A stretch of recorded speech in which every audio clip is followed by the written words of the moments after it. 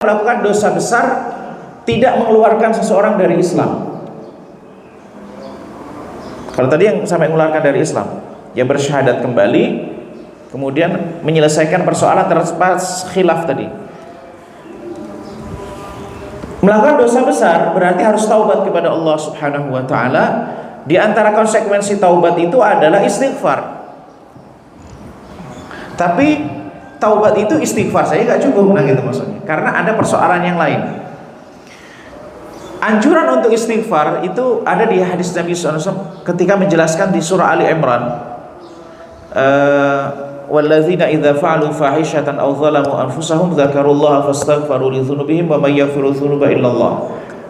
Orang yang melakukan perbuatan dosa, perbuatan zalim atas diri mereka, ingat Allah lalu kemudian mohon ampun kepada Allah. Nabi SAW ketika menjelaskan ayat ini mengatakan, "Ma min 'abdin yudhnibu dzamban", tidaklah seorang itu melakukan satu dosa, fayatawadda fayuhsin al-wudu, lalu dia berwudu, lalu wudu dengan sempurna, tsumma yusalli rak'ataini, kemudian salat 2 rakaat, tsumma yastaghfirullah, kemudian mohon ampun kepada Allah, illa ghafarahullahu lahu, niscaya Allah akan ampuni dosa. Itulah kemudian dikenal dengan salat taubat.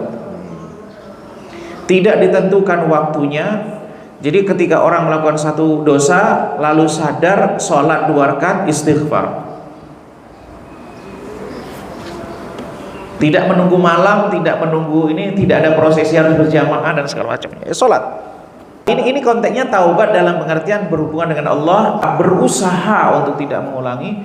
Nah, kemudian penyelesaian hak. Nah, ini penting. Bisa jadi orang ada hak Allah, nggak ada kaitan dengan hak manusia. Bisa jadi ada hak manusia, tidak ada kaitan dengan hak Allah. Atau orang bisa jadi ada hak kedua-duanya. Nah, kemudian yang ketiga, dosa-dosa yang tidak besar. Apa kriterianya? Kalau dosa besar itu yang diancam pelakunya dengan azab di dunia maupun di akhirat, dilaknat dan seterusnya, itu tanda-tanda dosa besar. Kalau dosa-dosa yang perbuatan terlarang tapi dia dampaknya nggak besar dan dia itu nggak termasuk yang dilaknat, ini tidak masuk di dalam yang dilaknat, diancam neraka dan seterusnya, maka termasuk dosa-dosa tidak besar. Maka insya Allah diampuni dengan amal soleh, diampuni dengan istighfar, diampuni dengan langkah ke masjid, dengan wudu, dengan sholat 5 waktu, sholat Jumat dan seterusnya.